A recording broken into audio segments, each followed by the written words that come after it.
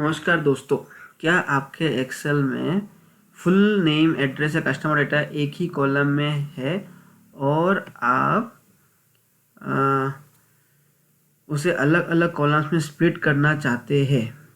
अगर हाँ, तो आज का वीडियो आपके लिए बहुत यूज़फुल है।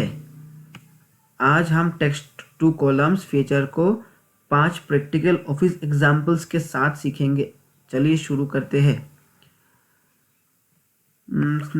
सबसे पहले समझते हैं कि टेक्स्ट टू कॉलम्स होता क्या है। तो टेक्स्ट टू कॉलम्स एक्सेल का एक पावरफुल फीचर्स है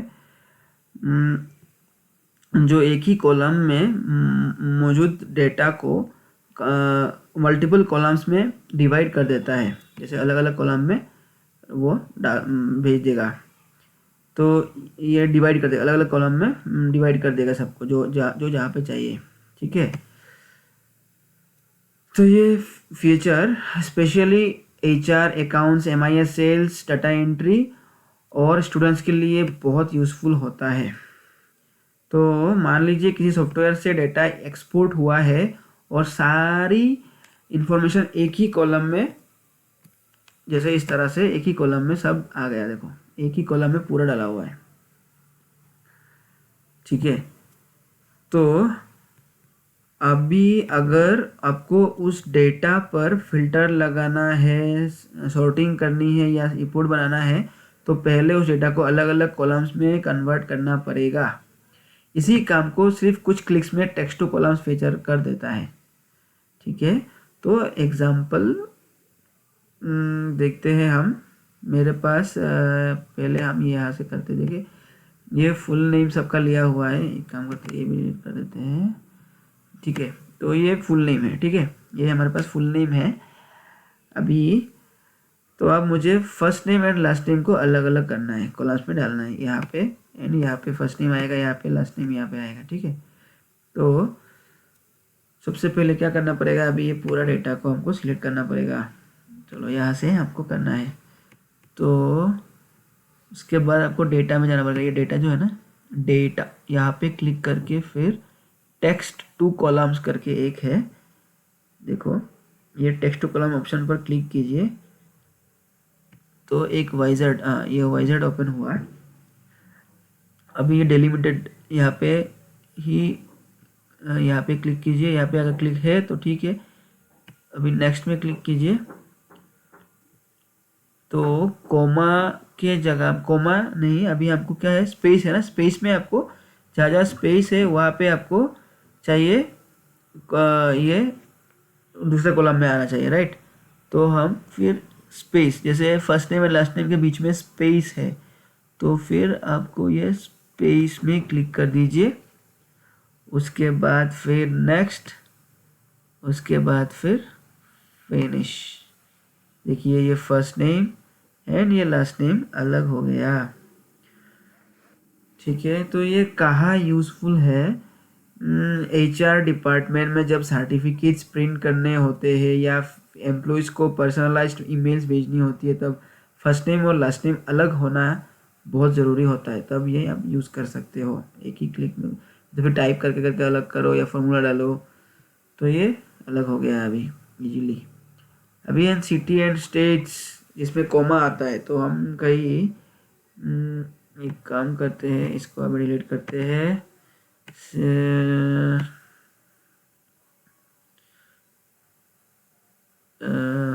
अब ऐसे लिखते हैं दिल्ली कोमा फिर इंडिया, इंडिया फिर ले लो मुंबई कोमा इंडिया, फिर ले लो और क्या है, पुणे कोमा इंडिया। ठीक है, तो अभी एड्रेस सिटी एंड स्टेट को हम sorry city and country, country या स्टेट अगर है तो स्टेट को भी अलग कर सकते हो। अभी तो हम सिटी एंड कंट्री ले लिया। अभी इसमें से जाओ, टेक्स्ट टू कॉलम में क्लिक करो। अभी हमने कोमा लगाया है, तो नेक्स्ट में जाके फिर आपको कोमा, कोमा में क्लिक करो।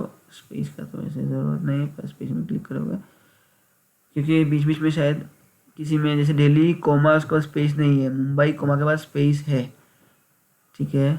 तो इसीलिए आप स्पेस नहीं लोगे तो ये थोड़ा इंडिया थोड़ा साइड में चला गया। स्पेस ले लो तो साथ में इंडिया एक ही बार बना जाएगा। अब देखो टैब तो क्लिक है ही, कोमा में क्लिक किया हमने और स्पेस, दो चीज़ लेना पड़ेगा आपको क्योंकि कोमा लिया हुआ है। अभी नेक्स्ट करो, फिनिश। देखो ये सिटी एंड ये कंट्री अलग हो गया है, दूसरे कॉलम में आ गया, ठीक है। तो ये कहाँ यूज़फुल होता है, कस्टमर डेटाबेस में अगर सिर्फ सिटी के हिसाब से रिपोर्ट बनानी है हो या फिर फ़िल्टर लगाना हो तो ये फीचर बहुत काम आता है, आपको बहुत टाइम बचाएगा आपको।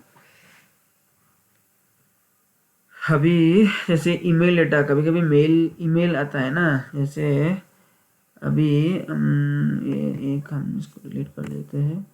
जैसे अभी दिल्ली, अभी सपोज किसी का mrday@gmail.com, फिर .com के बाद फिर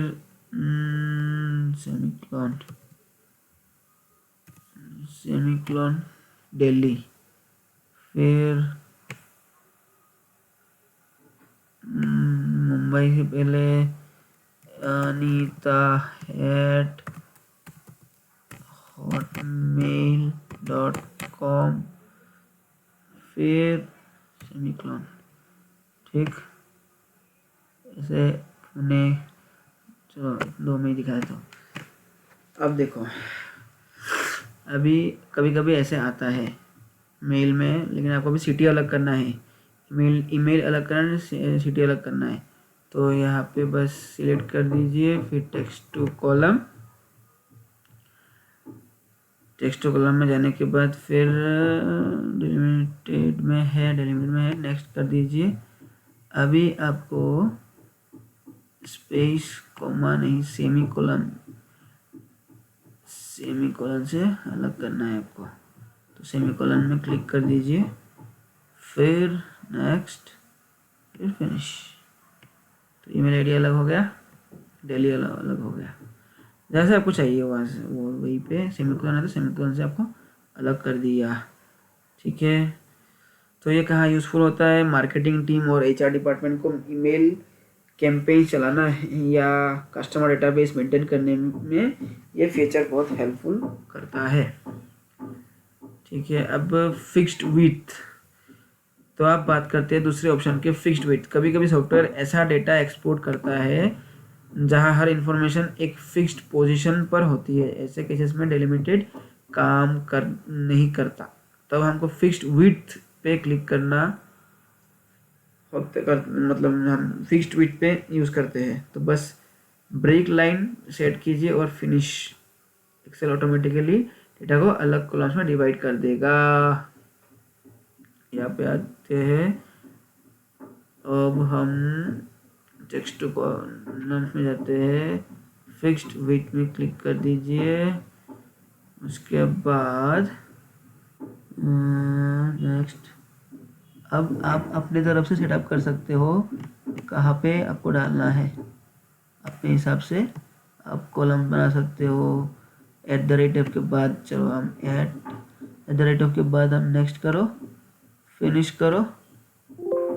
इसमें ऑलरेडी डेटा है, क्यों नहीं हुआ, क्योंकि इसमें वो जो, ठीक है, ये जो डेटा था ना यहाँ पे, ये बहुत इंपॉर्टेंट है। जो आपका कॉलम खाली रहना चाहिए, अगर कॉलम खाली नहीं है तो वो ओवरराइट करता है। देखो अभी यहाँ पे दिल्ली मुंबई था ना, वो उड़ गया, देखा ना आपने वो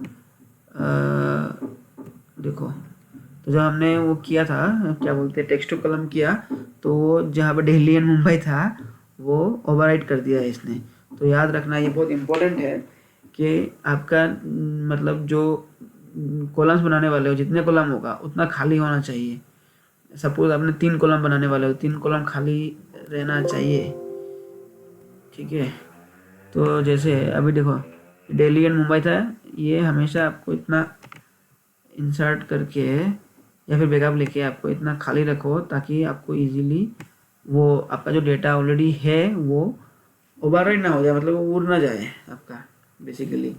जब टेक्स्ट टू कॉलम करते हैं फिक्स्ड विथ, तब आप सिलेक्ट कर सकते हो कितना सिलेक्ट करना है, कहाँ तक सिलेक्ट करना है आपको, कहाँ तो आपको चाहिए। जैसे आप ये सिलेक्ट करके यहाँ तक किया, ठीक, फिर आपको कितना चाहिए, इतना यहाँ पे। अब देखो हमने दो कॉलम, मतलब टोटल 3 कॉलम में वो डिवाइड हो जाएगा।